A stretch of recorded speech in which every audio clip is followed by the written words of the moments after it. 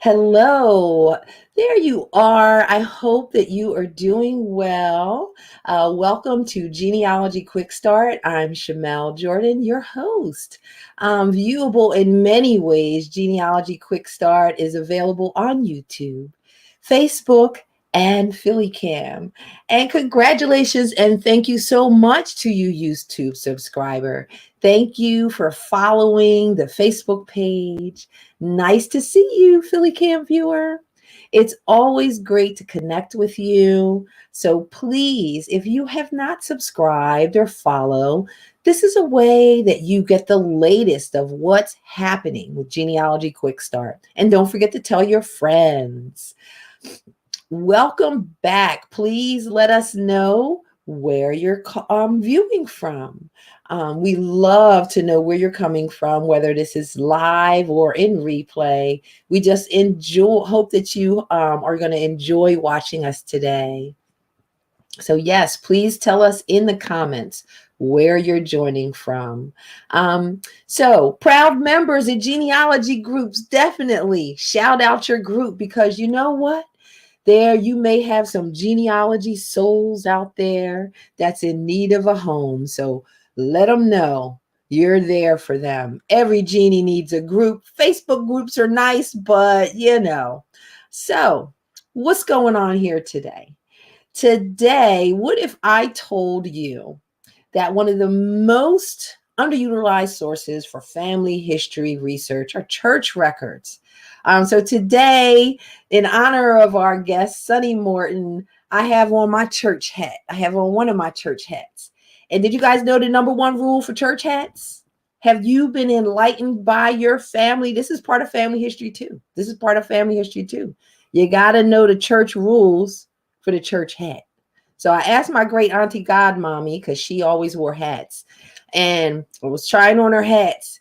And she said, okay, that one looks nice. I said, okay, can I wear this? She said, okay, you can wear that one, but tip it. I said, you want me to tip my church hat? She said, I don't care what kind of hat it is, tip it. So number one rule of church hats, you gotta tip it. All right. So Sonny Morton has solved the problem for so many of us. Sonny Morton and her co-author, Harold Henderson, have created a book that talks about church records. And Sonny's going to be on here today sharing a quick start on church records. But first, I must bring on my reason for being columnist, author, Jim Beidler. Hey, Jim. I thought I was Shamele Jordon for a second. Good to be aboard. Hello, thank you. And then also we have author, blogger, genealogy tip of the day, Michael John Neill. How are you today, Michael? I'm good. I'm good. The cat is not bothering me right now, so we're good. We're good. So you guys probably don't know this, and I mean, I can't believe that you guys did this, but the quick start that you guys created is going to share one of what I have considered the top 5 genealogy sites that I use and have used for over a decade. So you guys are like really on point. So what is the quick start and why is it important? Well, it is place names, which name to use, which might seem simple at first, but what you're wanting to do is add context to a place name.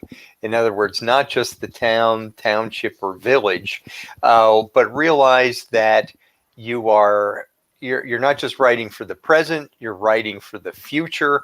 When you write that place name down, other people are not going to be as familiar with it as you might be if it's a place in your own backyard. And that really can help make your genealogy more credible. That's true. That's true. So, did you tell us what the quick start is? The quick start is actually place Place names names. which to use. So I think I said it really fast. yeah, you. I'm maybe I was. He was getting on all the touchy feely stuff Yeah. about why you want to do it.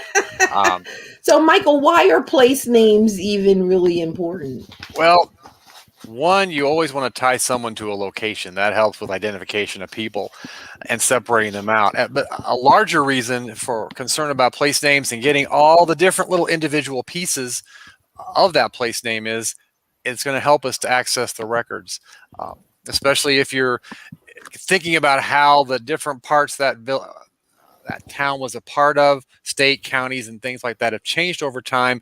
That's going to affect how you access records. And if the goal of genealogy is to get as many records as you can, you've got to be looking at all those. You got to look at all of those. So guess what? We have all these people here. I just want to do, before we get started with place names, I want to say hi to everyone.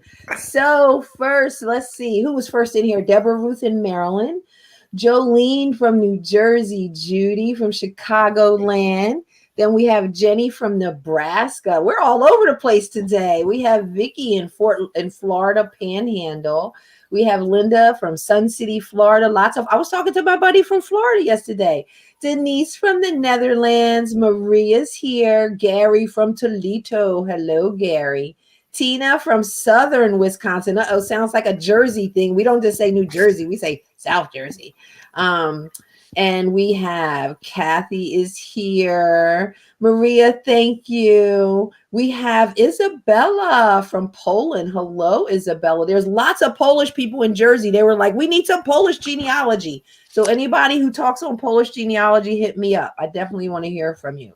We have Judy from Indianapolis. I think I'm not allowed to say Indy. It almost came out. I apologize if I would have disrespected anyone. We have Doris from Garrett, Indiana. We have Francis from Joaquin, Texas. We have Goodyear, Arizona. Becky, that is such a cool place.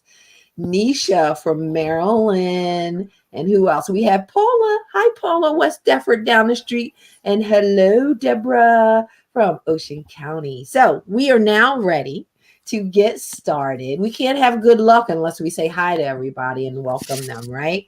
So today our quick start is we are talking about place names, which name to use. So step one for our place names, you guys came up with, of course, determine a place and time. So talk to us about that. Well, the place is always important, but the time is critical because usually when you're identifying the place something happened, general consensus is to use the way it was described at that point in time.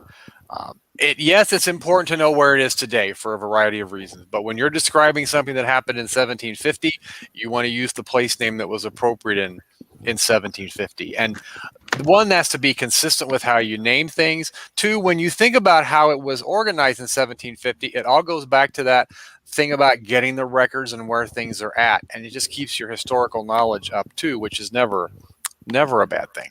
Never a bad thing. And so Jim actually provided us with a delicious to talk about a place and time. Was this Hershey, Pennsylvania? If it's delicious. Sorry. I'm not too far away from Hershey, Pennsylvania, but that's a couple counties away. So no, I live in Bern Township.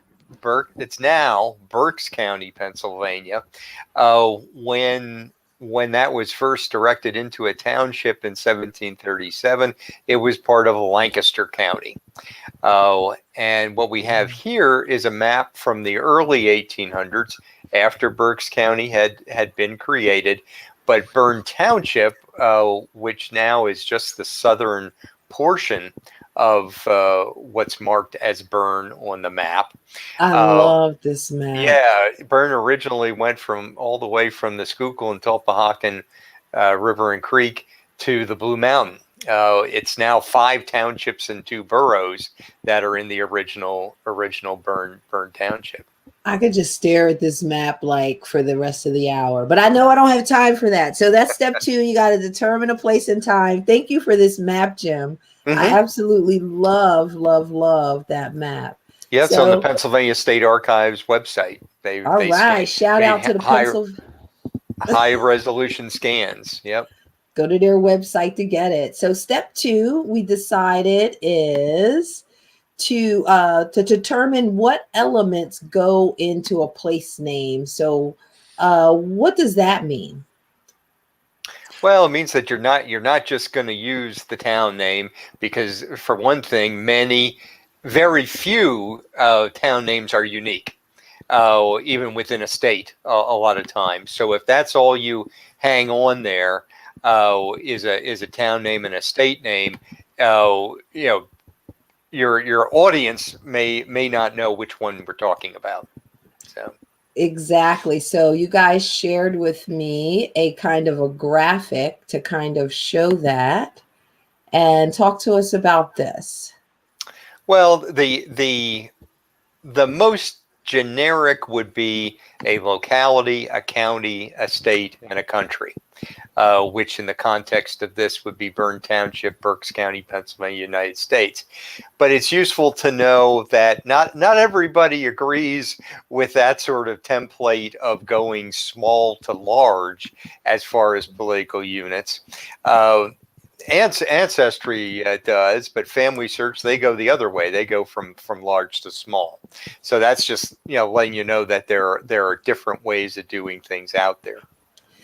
My personal preference, and this goes back to different places within a state that have the same name, I like to use the word township or county, because if I refer to Des Moines, Iowa, and I'm unclear, I don't know if that's Des Moines the city or Des Moines the county. And of course, because of the way things work, Des Moines the city is not in Des Moines the county, and there are an almost seemingly infinite number of places where that's the case. And if you start throwing in townships, because maybe in certain areas your knowledge is as specific as the township, but it's not smaller than that. You want to track that, you want to record that, but there may be prairie townships all throughout a state. Yeah, many of them, and you want to. The thing is, you want to be as clear as possible when you're putting that information in there. Well, like on the way from me to Hershey, Pennsylvania, you go through Lebanon County, which has a Lebanon city that it is its county seat, and also a Lebanon Township. So yeah, Michael's point is excellent. That And I'm from Berlin, and so right. I would be in trouble if I didn't say we have a Berlin borough and we have a Berlin township. So that is huge, huge, huge, huge to distinguish. So now I want to share this site. Oh my God. So Michael, why did you decide, when we are talking about elements going into a place name, why did you decide to talk about the USGS GNIS place names form?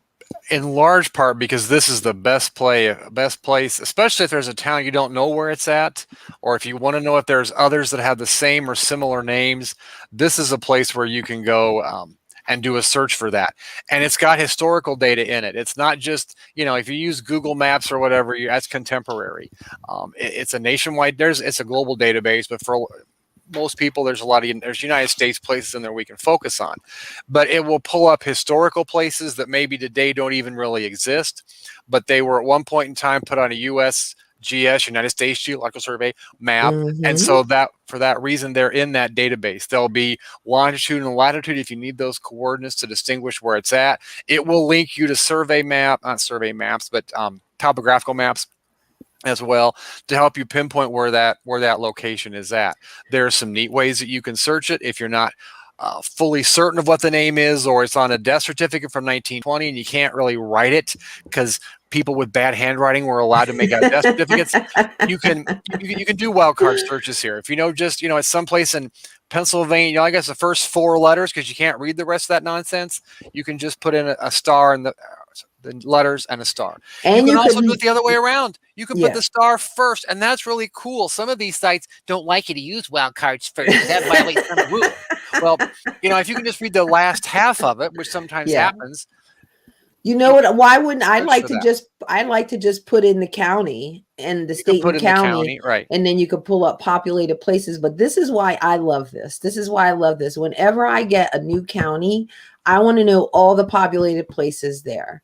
And so instead of filling in the feature name, I go ahead and I just choose the state and the Right. county.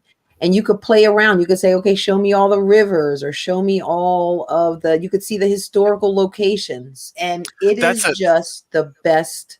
That's a good idea, is to leave, unless you're overwhelmed with 42.8 million hits, Yeah. leave the feature type blank, Yes. because you may think it's a populated place, but it's in there as a historical school or some other item. And it's a good way to find those places. Maybe you find something in a newspaper, and the newspaper references the wedding was at blah blah hamlet in somewhere, and it's in USGS, but it's not even really a populated place. It's an Right. informal. Most of the places in there are tagged to a longitude and latitude, but Yes. infrequently there are some where, well, we just talked to the neighbors and they said it was kind of over there, and so Very there's a infrequently, vague. Michael. Don't even say Infrequently. that. Why, No, but why, why? Don't listen to Michael. the I took point Michael off. No, the just kidding. point the point is those names can be in that database. Yes, yes, yes, they can. So it is a fabulous database just to get the lay of the land, geographical features, that sort of thing. So, Michael, thank you for putting in like what I consider everyone needs this in their toolkit. I would Google USGS GNIS query form. And Michael has the actual link where you have to just do one click to get there.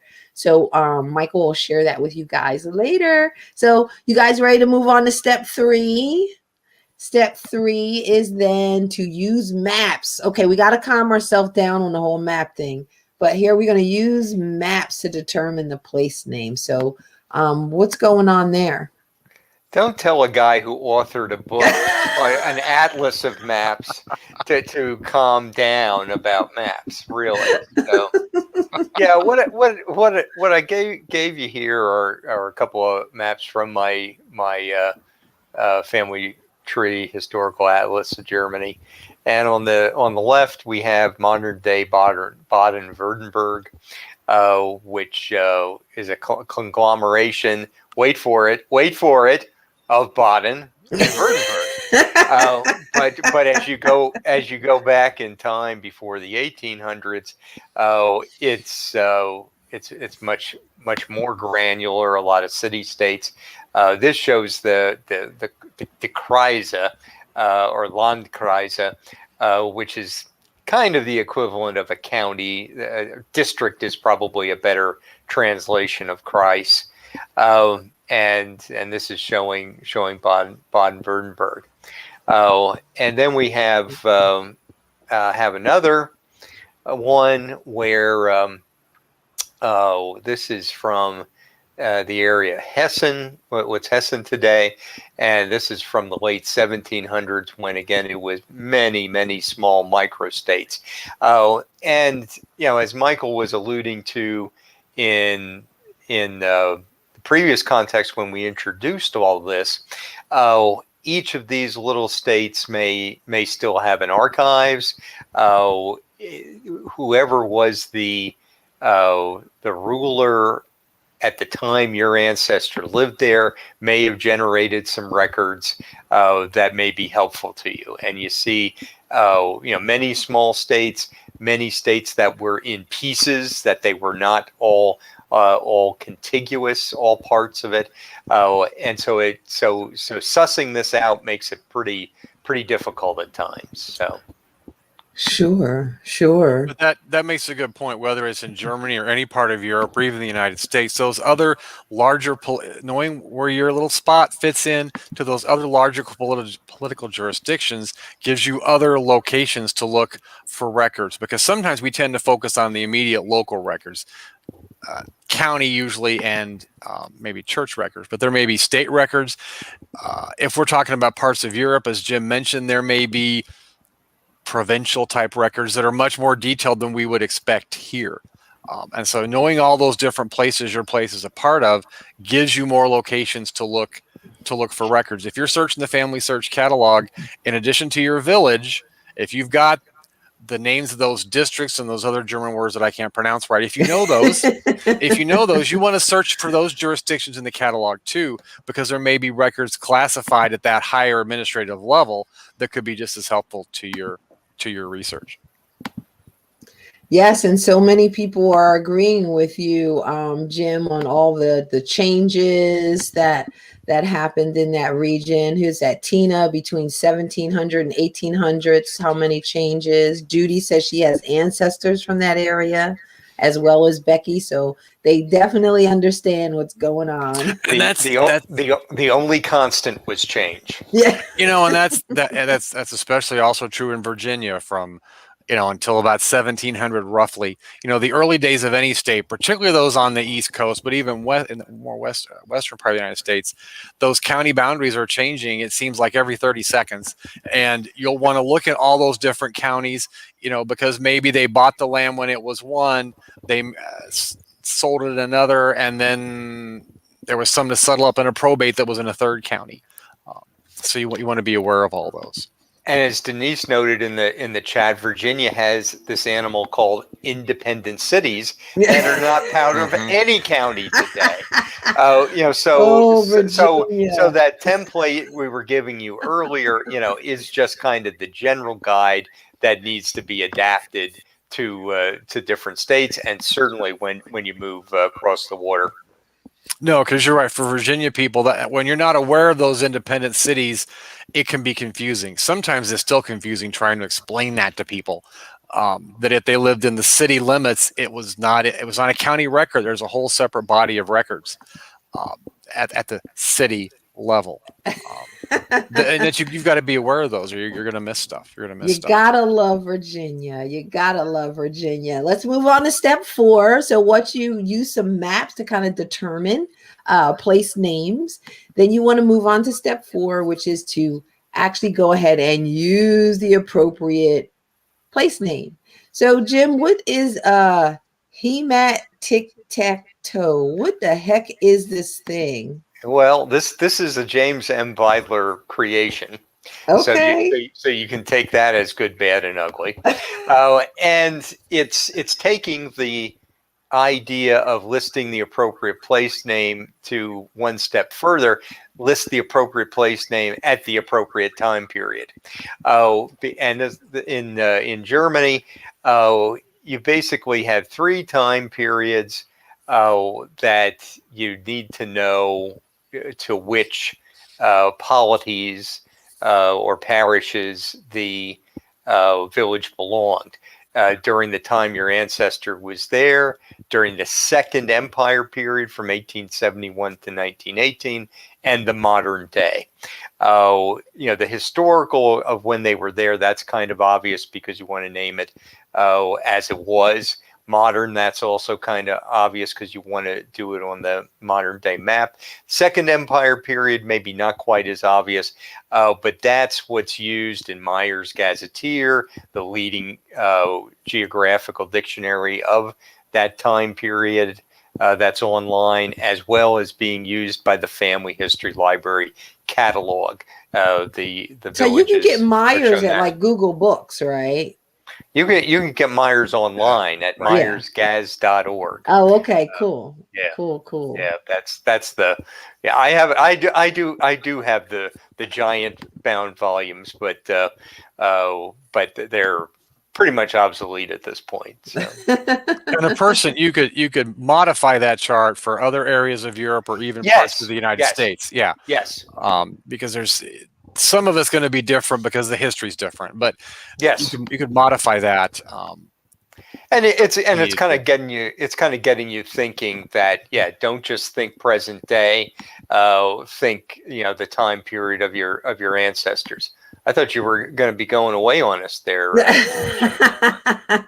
No, I wanted to share your how you did a U.S. one, or kind of U.S. Mm-hmm. Yeah, it is U.S. and we wouldn't use Hymac Tic-Tac-Toe for this one, but this is an area near me in Penn Township was a part of that original Big Burn Township, or today. Well, did I do this backwards? I think I did this backwards, and I'm just gonna. Okay, we'll go. Okay, we'll just Originally, it would have been Burn Township, Lancaster County, and today it's Penn Township. No, originally Yeah. So We're yeah. just, Let's you move. just Let's go just on to the move next on. slide. Yeah, let's go on Move to the next on. slide. Move on. I hope you can cut that out of the tape, Chanel. So what about this European example? Okay. Well, this one is showing the categories of the Heimat tic tac toe. Oh, and I have several ancestors that came from the tiny village of Elzhoff. Oh, and it was in the Grafschaft Wittgenstein. That basically means a countship ruled by a count, part of the Holy Roman Empire. That's prior to the 1800s. Then during that Second Empire period, Elzhoff was part of the province of Westphalia in the Kingdom of Prussia, part of the Second German Empire. And then today, Elzhoff is in the district of Siegen-Wittgenstein, part of the Land, which means state, North Rhine-Westphalia, and the Federal Republic of Germany. So this is, all of these are correct terminology depending on the time period for tiny village of Elzhoff. So Denise Payne is definitely, I think she might need to seek medical attention. She said, James, you are a German genealogical angel. This is great. I think that someone should, if Denise's family is nearby, please get her some medical attention. Well, that's okay. Denise, I'll be getting you your kickback after the shows. I see the halo over Jim's head. I want to quickly answer Zachary's question about Yes. the independent cities in Virginia. Those records are separate. There'll be usually a separate series of records if they're in an independent city and not in the county. So you'd have to access those separately. The Family Search Catalog would separate those out and break those out. The Library of Virginia website would break, I'm thinking of the Chancery Court records there that are online. Those will be broken out from the counties and the independent cities. And Tina's comment about Ireland, the ticky-tacky-toe halo, whatever Jim had going on there, that kind of thing would be good for Ireland too, because sometimes the church or ecclesiastical boundaries are a little bit different from the civil boundaries. And if we're looking at church records in any way, shape, or form, we want to make certain that we're in the right parish, whether it's Catholic or Protestant or what have you. And you had one for who had this Baltimore example? This is and it's Harford County. There is no T in it. It's named for an illegitimate kid of some royal family member, and that kind of stuff never happens today. But this also, I hadn't seen Jim's ticky-tacky-toe halo thing, but this is kind of the same thing. If your person never moved, well, if it's in part of Harford County now, prior to 1774, it was in Baltimore County, British colonial America, and then we got a 2-year time span where it was Harford County, and then after the Revolution we'd put USA with that. Now if I knew part of Harford County in more detail, because county's pretty broad, if I knew what we called the 100, because for a time there were hundreds in Harford, there were not 100 of them. It's a different origin of that word, but like Delaware has hundreds. Yeah. Okay. And if I knew the 100, I could put the 100. It's not poo in the 100-acre wood. And the problem with, that was a joke, by the way. The problem with those 100. Why isn't it poo in 100-acre wood? Because A.A. Milne wasn't born yet. The boundaries weren't 100% clear. There's no good solid maps in some cases where those 100 boundaries were at, but you can kind of get an idea sometimes. You'd want to put that down because that helps narrow it down within the county, and it would tell you, is it in the northern part or the southern part? Because it's the northern part, they're right next to, I think it's a state called Pennsylvania. And that might explain where some records are at or whatever. Fantastic, guys. You've made some light bulbs go on. So let's run through your quick start for place names, which name to use. So step 1 is to first determine a place and time. Step 2, what elements go into a place name? Use my favorite top 5 site, USGS GNIS, and I think someone put the link into the comment area.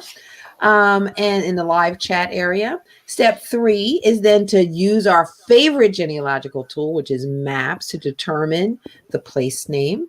And then step 4 is to list the appropriate place name.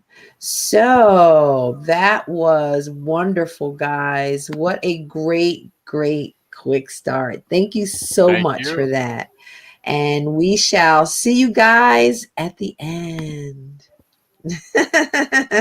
Sailor Jim. All right, we are ready for our extra special guest to join us. Sunny Morton. Hi, Sunny. Hi, is my hat tilted enough? Because Oh, I you don't got think tip. Oh, there you go. there we You got go. the tip. There you Need more go. of a tip. There we There go. you go. Sunny, thank you so much for joining us today. And I have not shown it yet, but here is the book, How to Find Your Family History in U.S. Church Records. So, Sunny, why did you write this book? I know you didn't write it for me personally, or Jim or Michael. I So, did why did actually. you write? You did? I did. I saw it coming. It was a moment of revelation. No, I started using church records and realized what a resource they were. And I went because I'm like, well, there's always a book, right? Yes. Somebody's written a book. There's got to be good stuff somewhere on how to use these and how do I figure out where my United Brethren church records are now. And there just wasn't. There wasn't anything current, and everything I found was at least 20 years old, and nobody talked about websites or online denominational archives, or there was just very little to help with just the overall topic of U.S. church records. And we've got a lot of civil records that make people think, well, maybe church records aren't important. They're not necessary. They're not even there, but they are there. And they're They worth are using. there. Yes, Yeah. Sunny. Preach, girl, preach. That's Can right. I get an amen? Hallelujah. All right. So, Sunny, let's do the quick start for church records. So, if you All guys right. have church hats, I know you got church hats. I'll give you a second. Go run, get your church hat on because, you got to be in costume when you're doing your research, right, Sunny? That's right. Get in the spirit of it, right? Get in the spirit. I remember one time my friend Shelly Murphy, she researches during colonial time. So she had put on her colonial hat because she was doing her research. I said, I get you, Shelly. I understand where you're coming from. So me and Sunny are ready for Sunny and I are ready for the church record quick start. So step one, Sunny said, is to hold on. Let me do the title. Church records. Yay. All right. The step one is to search for ancestors in civil records. Talk to us about that, Sunny. Well, it's what we do already anyway, and it is the right first step. Here in the United States, when there's so many awesome civil records, we should start with those because those are usually going to be what teaches us about our family. But we're going to run out of material before we've run out of interest in our ancestors a lot of times. So those civil records can often, because a lot of times we might think, well, I don't know where they went to church. I don't even know where to look. You might not know that you already know. You may have already come across records that you have in your stash that mention where your relatives went to church. For example, here's an 1896 obituary for one of my ancestors in Missouri. And it said she had been an untiring worker in the M.E. Church for over 30 years and was a veritable mother in Israel for good works, administrations, and afflictions. So if you ever want people saying nice things about your relatives, that might be church records might be a good place to go. But M.E. Church, Methodist Episcopal. So I was able to identify the denomination from her obituary, which I already had. Fantastic. So the reason that you're searching the civil records is to get clues to where to go. I know at IGHR used to be at Sanford University, and that's a Baptist university, and they have a special collection. So if you're in the church records and you have Baptists or others, you want to contact Elizabeth Wells. And she said, you got to know what kind of Baptist you are. I was like, what? I'm just thinking Baptist is Baptist. You got to know primitive Baptist or missionary Baptist. You got to get our denominations have family trees too. And they had splinters. They had divorces in their family tree. Ooh. They had all kinds of things. So yeah, there's going to be different kinds of Presbyterians, different kinds of Baptists. So that you're going to look into a little more too. But yeah, you got to figure out which church they went to and those civil records. So like family memories, any kinds of records where they were showing an infant baptismal record or a marriage certificate that says they were married by a minister. If you can figure out what denomination the minister was, you might be able to track down the church marriage record and any other records that were Quick kept at that story. church. Oh my God. I just realized. So we did that. My cousin Floyd and I went to Florida, Tallahassee, and we were doing research. And my task was to pull all the marriage records. So I kept noticing the same person was officiating. And so I Googled this guy. He had a school named after him, and they pointed to where his church was. His church had been there since before the Civil War. We found the church, we drove there. So do you know the chills that I felt when I walked into St. Mary's Primitive Baptist Church in Tallahassee?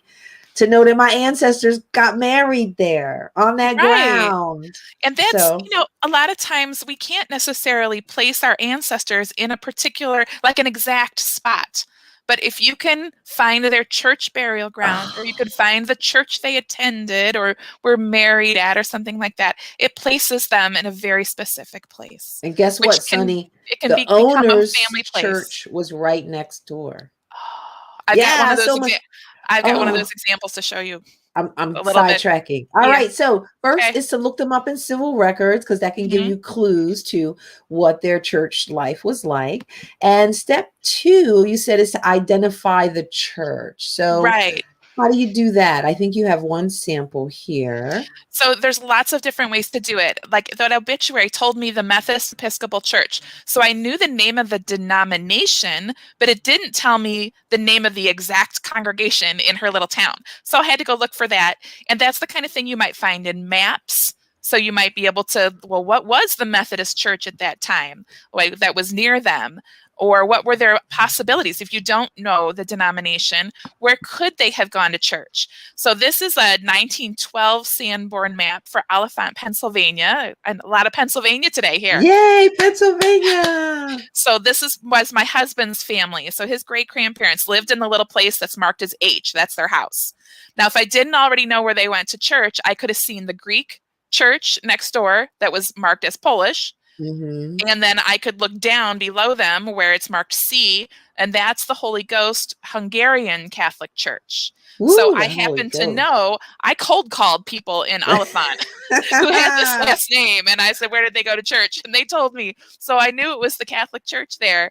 But maps are a great resource. We love maps here, right? And they're a great resource for finding out what churches were in the neighborhood, and even building a story around them. So was the church far away? Was it right in their backyard and they sold off half of the back half of their property to the church, like this family did, so that they could expand the convent, or whatever the story was, right? There's a little parochial school right there too. Part of the story. Yes, the school. Yes, maps tell stories. And I didn't know that parish had a church. So that's probably where the kids went to school. Haven't been able to find the records, but probably where they went to school.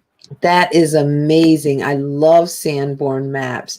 So you said Sanborn maps. Are there other ways to identify church using maps? What else? So absolutely. City directories can give you a list of all the churches that were in business, open for business during that time period. Certainly county histories can tell you when various churches opened. And sometimes they'll even list some of the more prominent members of the church. And if that included your family, bonus, right? Yes. Or sometimes if your family was mentioned in a county history, then maybe they would have mentioned a church affiliation there.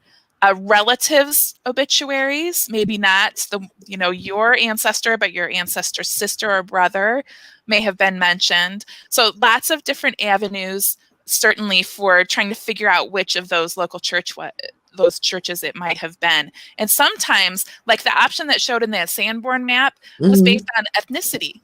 And if I knew that they were Polish versus Hungarian, I could take a pretty good guess. If they were Hungarian, they weren't going to go worship with the Poles when they had the Hungarian option right in their backyard. They'd like the food better, right? Exactly. Right? You, you want to worship in your own language. You want to eat your own Yes. food at the church suppers. So, Yes. yeah, absolutely. So that's perfect. So then so that's step 2.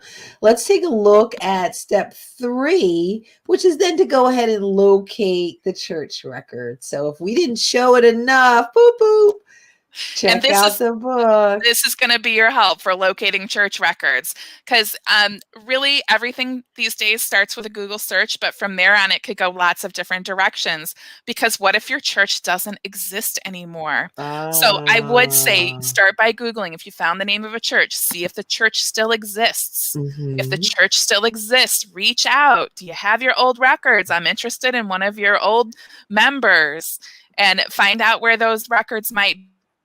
And if the church is not, they don't have a Facebook page, they don't have a website or phone number, then they're probably not open anymore. And that's when you want to start figuring out, based on this denomination, each denomination has its own patterns of archiving their records. And for some, that may be no pattern at all. And for others, it might be very like, we're going to send it to the conference archive if they're Methodist, or we're going to send it to the Presbyterian Historical Society or the Congregational Library, right? So each one has got its own. You mentioned the Baptist collection, Yes. right? So there are major repositories for many different denominations, and that's part of what the whole last half of the book is on, the major historical denominations, telling you what's out there when you start looking for records. So Deborah Ruth says your book is invaluable. Thanks, Deborah Ruth. Of her collection. So I have a question for you. You said reach out to the church. Okay. So I actually have experienced reaching out and not really being allowed to look at the records that they had. And I understand, like you said, you know, they're not like census records. You have to look at them differently. So tell me how we should approach churches that are in existence, and how our frame of mind should be when we're doing that. All right. So the first thing I'm going to say is to recognize that records are not public records. We don't have a right to look at their records. We might have the privilege if we ask nicely and probably make a nice donation, right? So I would say ask nicely and be patient, first of all, because their priority is their living parishioners. Like if the funeral that's being preached tomorrow, or the sermon that's going to happen in a couple of days, or maybe the parish or congregational secretary is only in every other Thursday, or whatever their schedule is, remember that they're doing their own thing and we're interrupting them, right? So when we make a request, ought to be super polite and respectful, to the point. Tell them exactly what you're looking for, so you can direct them. You can direct them right to the place if they do have their old records, and then be very clear from the beginning. So tell me, can I make a donation, or should I how can I reimburse you for your time? How can I thank you and support what you're doing? Honestly, really, that's so private records are different than public records, even though your ancestors' names are on them. They don't belong to us. And this isn't just for churches. This is institutions. These private records don't belong to us. And when it comes to churches, sometimes they also might be considered confidential, in the sense that, let's say a woman named the father of her child to her parish priest, and the priest put that on the infant baptismal record. That was given in confidence. Maybe it's not who the father isn't who everybody thinks it is, but she gave that information. So that could still be considered confidential. So it just depends on the interpretation, the time, and a lot of churches are going to be more relaxed with older records in terms of guarding privacy, but some may not. Some may say, privacy is privacy, a soul is a soul, and we're gonna stick to some that. States are all actually, getting kind of carried away with the privacy thing too, so we can expect that in the public sector, private sector as well. And so there's going to be variations in their approaches to privacy. Yes, privacy. So you want to locate the church record. So Sunny, online, like, I know that they're probably, because it's one of those underutilized sources. Are there large places online where there are a lot of church records available? There are. And in fact, start at your favorite genealogy websites. Okay. Start at Ancestry and Family Search. Ancestry, I'm thinking they have one collection of Quaker records with 6 million names in it. They have entire contents, I think, of the Evangelical Lutheran Church, their central archive. Anything that was sent to them for closed or merged churches is there. They have all kinds of things. And then Family Search, because of their history filming back many decades, they have a lot of church records that are gradually being digitized from lots of little one-off places rather than, a great big body, but little one-offs. So you might be surprised if you look in the Family Search under catalog is where you want to go. So that's not typically the place where we go when we're looking for in large databases. But if you look in their catalog and search by place and then by specific city or town, and then look to see what church records they have. So I would look there too. So speaking of church records, that's your step 4. Is to go ahead and research church records. So you have some pretty interesting church records here. So let me go ahead and share them. And I'm glad we've got some time to talk about them. So let's look at this one, this Catholic baptism record. Yes. So talk to me about this. I wanted to show you this one because sometimes the Catholic baptismal records are going to be confidential in terms of the images. You might not be able to see the actual record image. So I thought I would show you an example of what might be in there so that you'd know what to ask for. So we see this is one entry on a full column. And so we see an easy column on the left for the last name and the date, which was the year was put at the top of the page. So May 8th, 1887. And then this entry is in Latin, but basically by the number 1, what you're seeing is the Latin version of the child's name, and the NAT is saying that that's the birth date. So the 30th day of March would be that birth date. Then down by number 2, where you see ex loco, that means that that's the father that's listed there. So father and the from what place, from Loudonville, Ohio, is what's written in there. So that's the father's name and where he's from. Yeah. And now, if they were members of ethnic parishes, if they were immigrants, so they were born overseas, a lot of them had a great deal of hometown pride, and you'd better believe that they listed those exact birthplaces. So those, if you're trying to find that overseas town of origin, it's most often found in church records. I read a study one time that said that you're more likely to find German places of a birth, exact places in church records, like 3 times more likely than any other place. Really? Yes. Really? Yeah. Interesting. So I was curious to see, well, does it have a place for it? Yes. Ex loco, from what place? So he was from Loudonville. The mom was also, that is like a ditto mark there. Okay. From Loudonville. And then you see the godparents listed and the priest's name signed at the bottom. And then what's really cool is number 3 over on the side. You don't expect to see this information in a baptismal record. Right. So what happens here, this was a Catholic archivist once described baptismal records as sort of a Catholic passport. If you participate in Catholic sacraments later in your life, and marriage is one of them, then that information would be sent back to your parish of baptism to be recorded next to your baptism. Oh my God. And that it didn't happen every time, but look what happened there. They wrote down his name. They wrote that he was not a Catholic. He's not one of us. No, not a Catholic. But you get some great information about the person she married and when and by whom, and that he was not Catholic. I love that. That is a great record, because you just never know what you might find. You have another record here. We've got some good ones. Yeah, a membership list. This is a membership list. So the idea is that they're just tracking all of their members. Lots of columns here, but what you're seeing in columns 1, 2, and 3 is the basic name, marital status, and address of the member. And so you might see husbands and wives listed one after the other, which helps you group them in families. That's a good hint that they're married, or they might list them together. The idea, though, is that they appear here, and the really cool information then comes in columns 4 through 7. And this is talking about like when they were received and how they were received. So in column 4, I think This it is is. the That's cluster. the when. So column 5 is telling you how they were received. So you get a date of when they came into the church and how they were received. And so I see several ones listed here that says they were received by a profession of faith or by being a probationary member. So they lived in town and they Oh, joined the church, right? yeah. But then the really interesting ones, that's the one I've highlighted that A says that was letter. by letter from a specific church in New Jersey. This is migration information. They moved into town.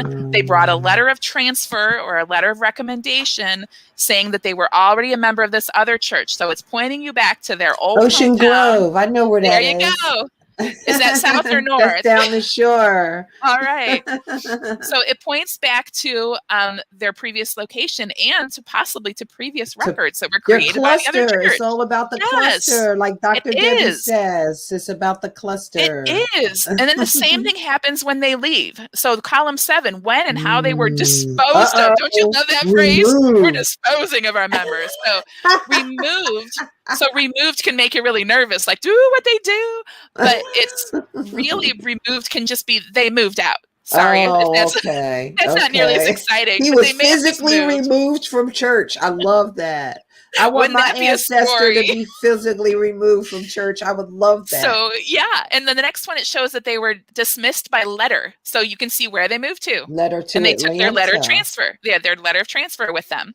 Others say that they died, and that so you know that they died there, and sometimes they even say the date that they died, or down at the bottom it says someone got married, and they gives you a surname. Oh, last So really name. great information about what happened next to this person or family. That I love that because Aren't it's they kind of great? like it just tells so much amazing information. So you have this additional record here. What is this you're showing us? All Minute. right, so this is a story. These are Baptist church minutes. What happened was I was looking for the family of Abraham Johnson. And Abraham Johnson is African American, and I found his son's obituary saying that they belonged to the New Hope Baptist Church. And unfortunately, I couldn't find any records of the New Hope Baptist Church, but I read their history, and it said that the New Hope Baptist Church was organized after the Civil War and was carved out of the Reed Creek Baptist Church, which was the town Baptist church. And so if you consider that, well, that was a parent church, so to speak, it made me wonder if maybe Abraham appeared in the records of the prior church. So this was the white church, so to speak, right? Yes. And so I went looking for him.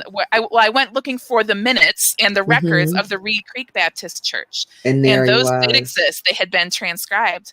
And not too long after emancipation, he's listed there along with several other African Americans who are listed there. And the previous entries for African Americans, it would have described him as Abraham or Johnson's Abraham. He wouldn't have had his own last name. He wouldn't have had his own last name. And there he had his own last name. So he's listed there by first and last name. So you have this. Oh, I love that, Sonny. I do. It's awesome. All right. And this is one of my very favorites. And I just had to share with you. Sometimes our relatives made donations to the church, right? And you always want yours to be the one that followed through and that actually did make the donation and maybe made the biggest donation. So you can see that. But Luther Spellman here made a conditional donation. So, and what this says here, Luther Spellman donated, provided that the chorister will in all cases audibly name the tune before singing and not sing until the choir have learned the tunes named, and will allow all to sing that please. And if so, he will pay $3. Otherwise, he will not be holden. It sounds like they had some issues in the choir. I think I've sung in a choir before, and so I kind of get Brother Spellman and where he's coming from. It sounds like they had Isn't some that great? issues in that choir. If your family, sometimes your family wasn't super involved in a daily church life, they just showed up to be, sprinkled and funeralized and maybe married. But other times that was their community. That was their community. That was the place where things happened. And so if you can find the records that reveal the stories and the lives and the personalities and the quirks, then it can be incredibly revealing. It really can. So let's wrap up. What's your quick start for church records? Step 1, search for ancestors in civil records. Step 2, identify the church. Step 3 is to go ahead and locate the church records. Step 4 is then to research the church records. So speaking about researching church records, I know you had a partner in crime. Who was your partner in crime with this book? My partner in crime was Harold Henderson, who is a... You brought him out! Where's your hat? I know. I should have brought a hat like you guys. I'm so glad you're here. You I'm usually the made one it, that's bringing out in Harold. front. Harold's like, yeah, don't put me on the camera. But so I'm usually the one out preaching church records. But I love having Harold here too. This is great. Yes. Hi. Harold said if his fingers could figure it out, he would be here. Harold, thank you so much for joining us. So, Harold, why did you undertake this this journey of writing this church record book with Sonny? Well, I was a latecomer. I remember several years ago we talked about this idea that Sonny had for a church records book, and we discussed it, and we both went on our merry way. And some years later, we met at the Ohio Genealogical Society conference. They had it up in Kalahari that year, I think. And we talked about it, and it was a big project. I would have been too intimidated to undertake it on my own. But when we talked about it, it looked like we could split up the work and not be stalled. You know how many big projects stall out because you've just been pushing that rock up the hill a little too long. Yes, so yes. I we focused on definitely the know job. that We did story. some more research at Fort Wayne, which is a great place to find stuff. And most of what we did, we worked back and forth online.